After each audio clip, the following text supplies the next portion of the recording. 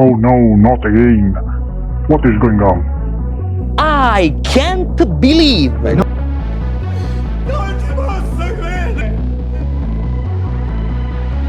What is the problem then? No overtemperature on CPU. No overtemperature on GPU. The power supply is fine. It could only be a RAM issue. Let's replace the RAM.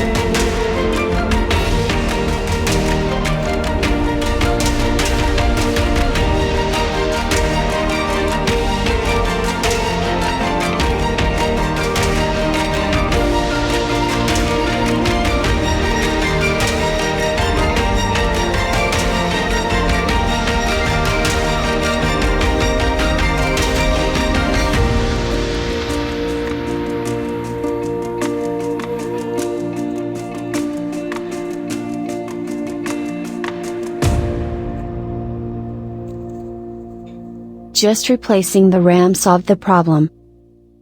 Thank you very much for watching my video. Don't forget to like, comment, share and subscribe to my channel. See you soon.